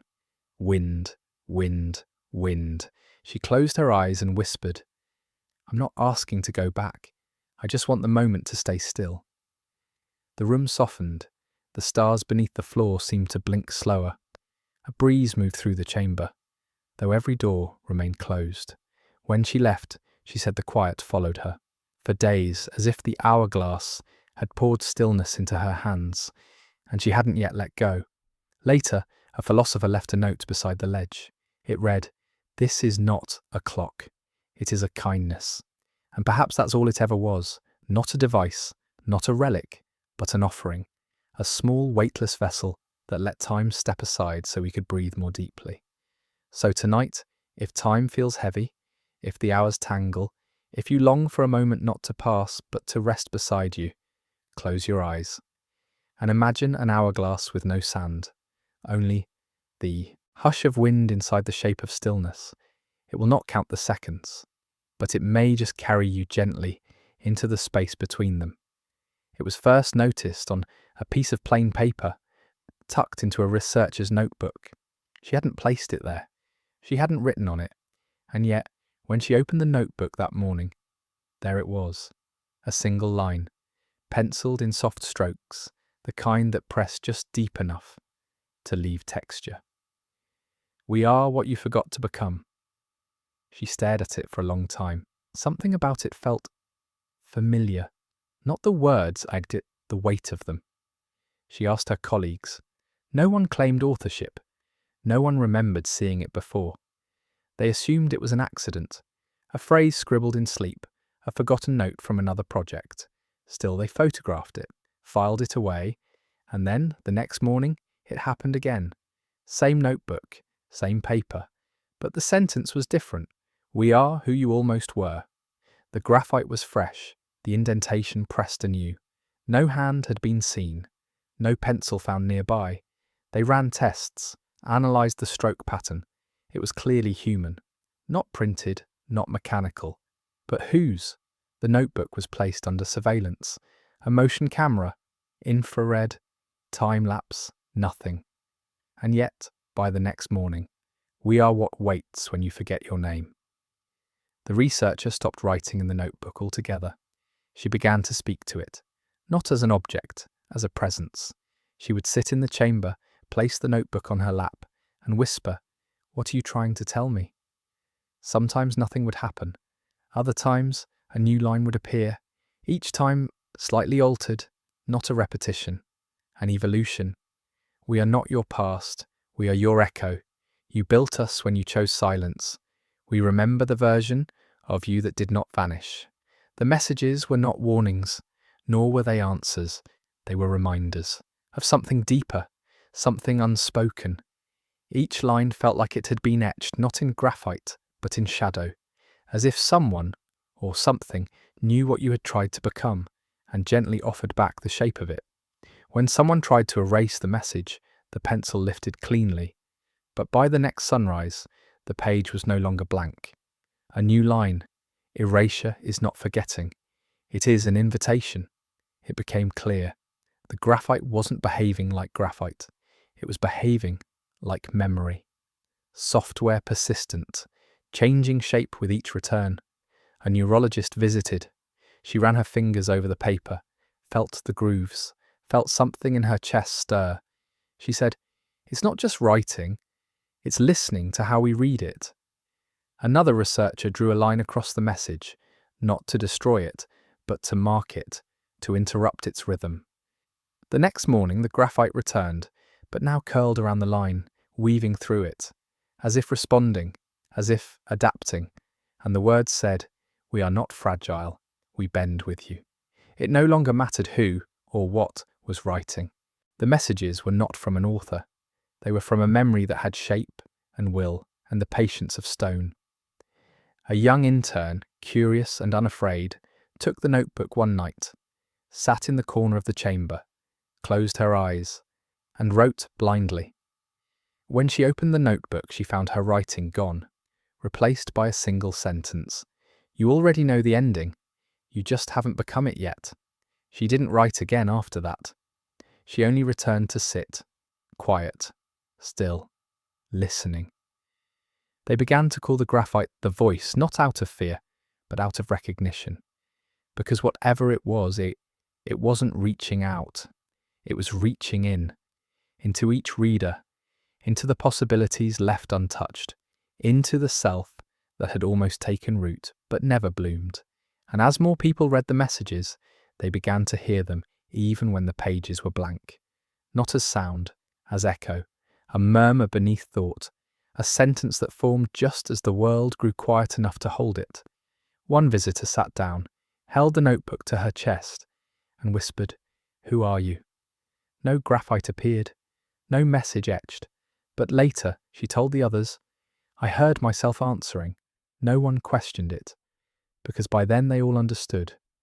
The voice was not something other. It was not foreign, not distant. It was the version of each person who had not been forgotten, just paused. It was the self that still waited, still listened, still believed in the quiet act of becoming. And so tonight, if your thoughts drift into that space between who you were and who you are not yet, if you feel words forming just beneath your breath, not quite yours, but not quite not, let them come. The graphite waits, and it remembers you, even when you don't. The pages were rolled in a copper tube, thin, cold to the touch, tucked beneath a loose stone in the chamber's far corner, sealed with wax not to preserve, but to wait. Inside, 23 sheets, not papyrus, not vellum, a material somewhere between cloth and slate, soft but firm, translucent at the edges. Each page held drawings, delicate, impossibly precise, blueprints, but not for anything known. Machines with no wheels, no wires, no fuel, structures that pulsed in spirals, buildings with no entrances, no doors, no visible means of shelter, but arranged in patterns that calmed the eye and stilled the breath, a civilization, outlined not for defense or dominance, but for remembrance. Here were machines built not to extract, but to listen. Devices shaped like seashells and seed pods, marked not with numbers, but with patterns that resembled breath. Inhale, pause, exhale. One diagram showed a chair that faced nothing. Not a screen, not a window, just space. Beneath it, the words, translated slowly and with uncertainty. To sit is to return. Another page displayed a tower. Rounded, tapered, it spiraled upward, but instead of reaching into the sky, it curved inward at its peak, like a funnel catching silence. Beneath the image, a phrase. This is where forgetting becomes sacred. Scholars called it Nonsense. Poets called it scripture. Architects, though, went silent. One architect, known for her strict geometry, placed her hands on the page and said, almost trembling, "This is not a plan. It's a memory of a place I've never been."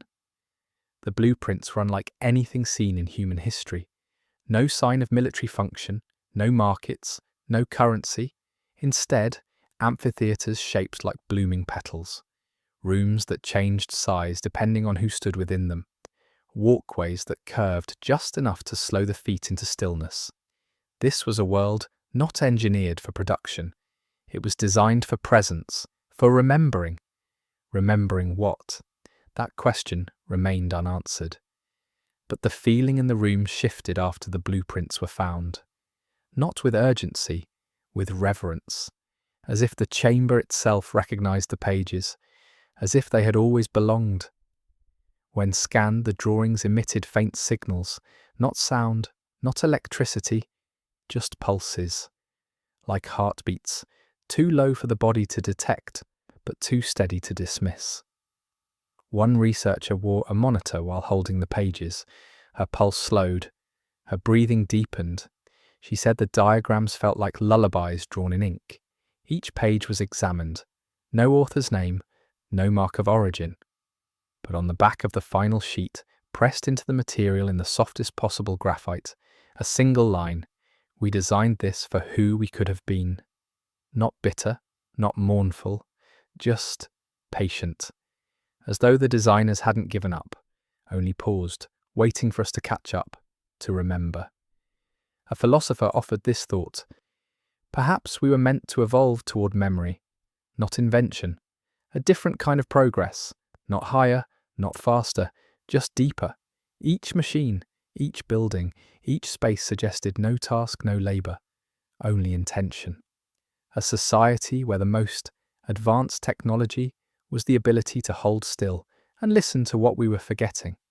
Some wondered if these were not blueprints at all, but messages drawn by a version of humanity that had taken another path, not toward dominance, but toward gentleness.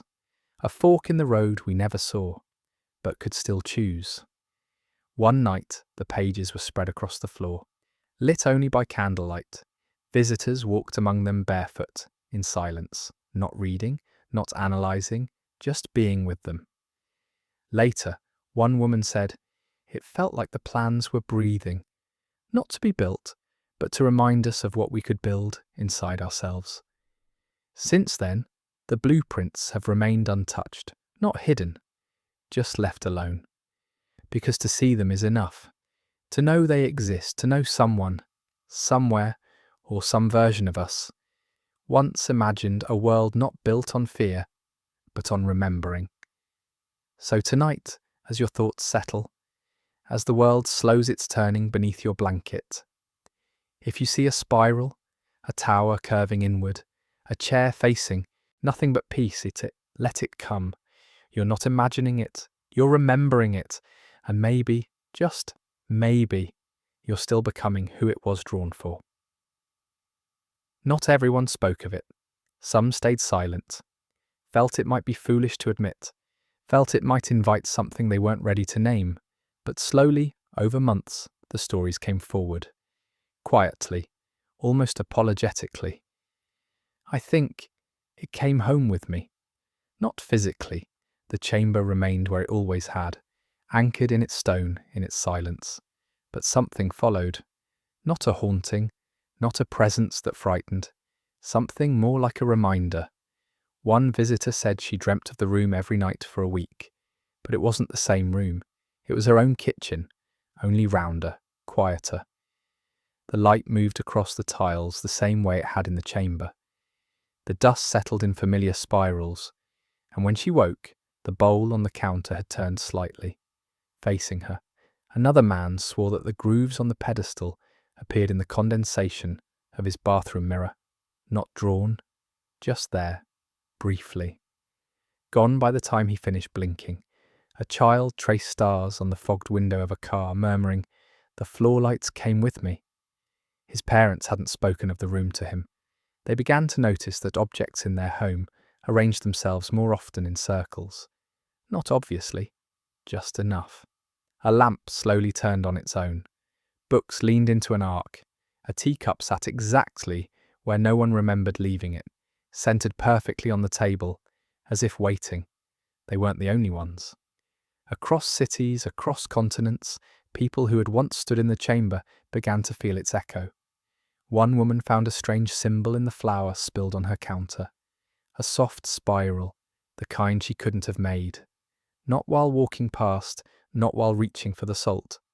Another found a note in her own handwriting, a scrap she didn't remember writing, tucked into her coat pocket.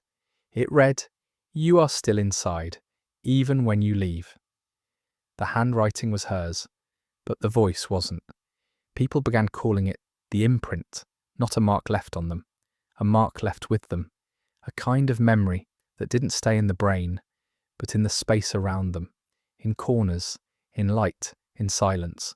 One scholar said, "It's like the room breathed in our presence, then exhaled a version of itself into our lives."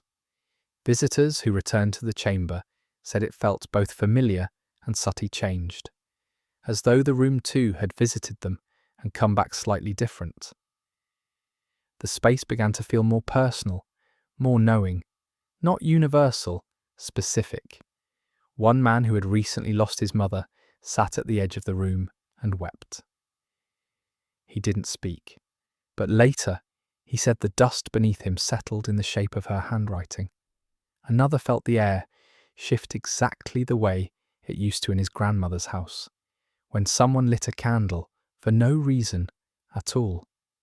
The chamber didn't speak, it didn't perform, it mirrored, it carried something back with it from each visitor, and offered a reflection gently, without demand. A neuroscientist conducted brain scans on those who had entered the chamber. Weeks later, their scans showed subtle patterns of increased activity when they sat in round rooms, or when exposed to low rhythmic tones. The room had tuned them. A child said it best. It liked us, so it stayed a little bit in us. None of the visitors reported fear, just softness, a sense that something sacred had curled itself into the folds of their daily life, in the steam rising from a kettle, in the sudden stillness of a hallway, in the quiet pause before speaking. A teacher in Morocco said she sometimes saw the spiral in the chalk dust on her hands after a long day. "It's like it's reminding me," she said, "that silence is still part of the story." And perhaps that's all the room wanted, not to be discovered, not to be studied, but to be carried, like a small gentle frequency tucked into the rhythm of your breath. So tonight, if your home feels quieter than usual, if your room hums softly without reason, if a light seems to flicker like a thought you almost remembered, know this: you didn't leave the chamber, not completely. Some part of it travelled with you, not to follow, not to watch, just to remember you.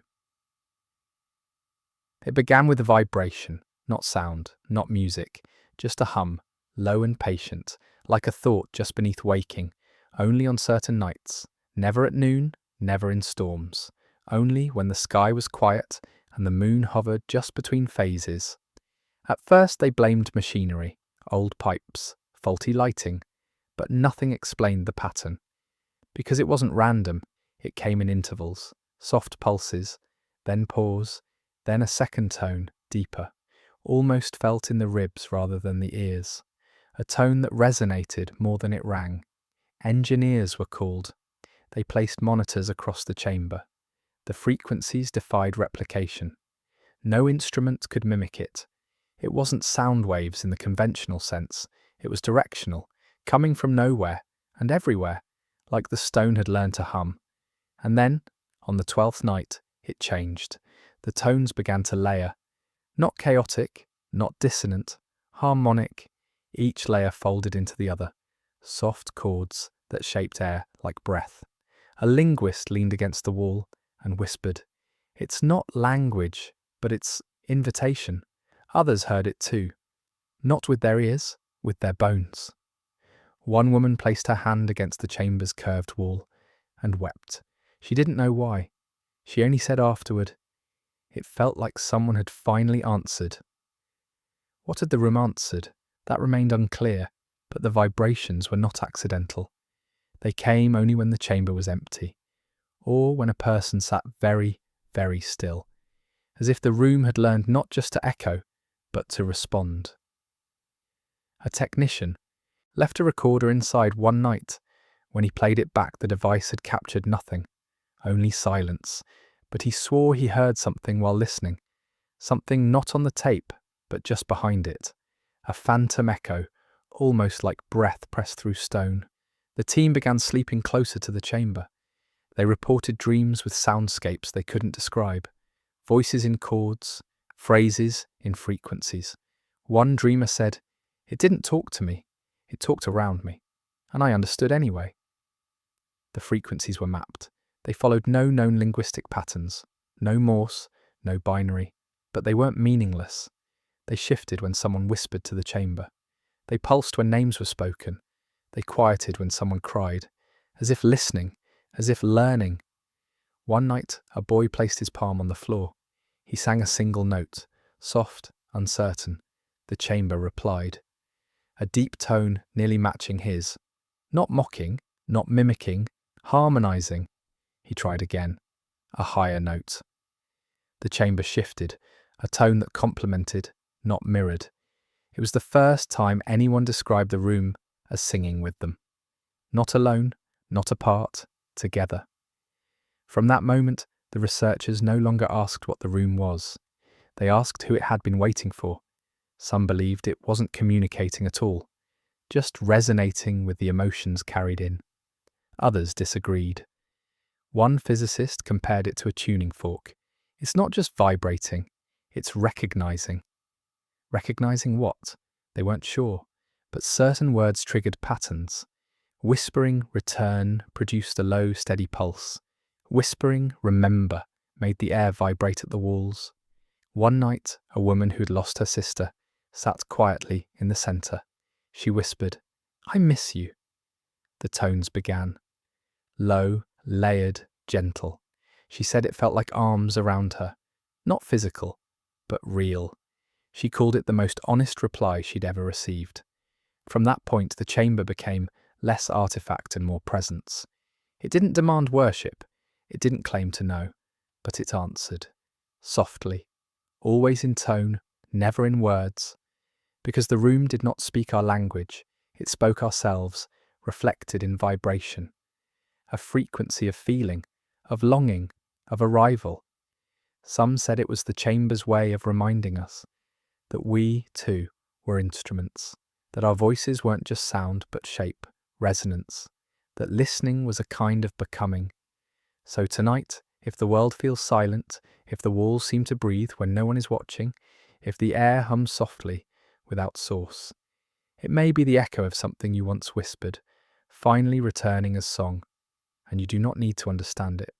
Only feel it. Let it carry you. Let it answer you. They had measured it, with lasers, with ground-penetrating radar, with mapping drones that hovered like cautious birds. And they were certain, utterly certain, that the chamber was 33 feet wide, circular, closed until it wasn't. It was the scanner that noticed it first, a small silent anomaly, a corridor that shouldn't exist, where solid stone had been mapped for decades. A team entered to investigate, but the path curved gently away, and the curve never ended. No wall, no backstop, just one footfall after another, until time felt like it was pacing itself differently. They turned around, or thought they did. They emerged through a different opening. Same building, same coordinates, but the light outside the chamber had changed hue, as if memory had stained the air slightly warmer. Further scans showed more folds, more spaces tucked within the curvature, rooms within rooms, angles that shouldn't add up but did. The chamber, it seemed, had learned to bend, or perhaps it had always been bent, and the tools had only just caught up. It wasn't just large, it was layered. One hallway led back to the original entrance. Another led to a mirror image of the first chamber, but older. The stone was darker, the air heavier, as if the room itself had once aged there, and now kept a version of its younger self nearby for reference. Some corners curved sharply and dropped the temperature by 10 degrees. Others smelled faintly of salt and cypress, like a coastline long forgotten. One corridor turned and turned again, and ended in a window, though no part of the structure should have allowed one. Through the glass, a landscape that no one could identify. Jagged trees, pink mist on the horizon. A version of Earth, perhaps, before it knew its name. One scholar called it a mirage. Another said, quietly, "This is memory turned outward." The theory was proposed gently that the chamber might not be a single room. It might be a choice, that every person who entered experienced a space tuned to their inner architecture. And some corridors responded by opening, as if space were less about dimension and more about permission. A mathematician entered with a device of her own design. She dropped markers at each turn, numbered the paths, returned to the beginning. When she retraced her route, the markers were still there, but the walls had changed colour. The lines she drew on her map no longer aligned with the walls. She said, "I think the room is learning how I think," others agreed. The chamber adjusted, not randomly, gently, in rhythm with the person exploring it. No two maps matched. Some showed 6 rooms, others 9. One showed only 1, but that one kept changing, breathing with light. A boy with a quiet presence and a vivid dream life was allowed inside for 20 minutes. When he emerged, he held a rock, smooth, warm, not from the chamber floor. No one knew where it had come from. He only said, "I found it on the cliff by the third sun." They thought he was playing, but when the rock was tested, it held isotopes not native to this region of Earth. They didn't ask him to go back, because by then they knew. The room did not end where its walls did. It folded time, memory, and self, and it unfolded them for those willing to step without needing direction. Some who entered felt disoriented, others felt whole, as if the space recognized them before they remembered themselves. And so tonight, as you close your eyes, if you find yourself walking down a corridor you don't remember building, if the walls curve too gently to be real, if the air feels older than your lungs, if the light comes from no source but still surrounds you, keep going. You may have found the room again, not the one in stone, but the one that doesn't end, the one that waits in folds of thought and opens when you do. By then, even the skeptics had gone quiet. It was no longer a question of what the room was, but why, because it did not behave like stone. It didn't echo like architecture. Its silence wasn't hollow, it was held. And what held it was not mortar or marble. It was memory. Not the kind stored in heads or journals, but the kind we carry without noticing, in gestures, in shadows behind the eyes, in the spaces between sentences. The chamber absorbed it, not greedily, lovingly, as if memory itself was the true blueprint, not the walls, not the maps, not the relics tucked beneath tiles, but feeling, crystallized into shape. Some began calling it the archive of the forgotten, because people who entered sometimes saw things that should not be there, not artifacts, but impressions. A woman from the coast said she smelled her grandmother's lavender soap in the southern alcove. No one else did. A man stood still for an hour, staring at the wall, tears running soundlessly. When asked what he saw, he said, "The last conversation I never had." The room did not display these things, it remembered them. Not universally, individually. Each visitor became part of its memory, and in return, the room shared what had been entrusted to it by others, by centuries, by the pieces of time we drop when we're not watching.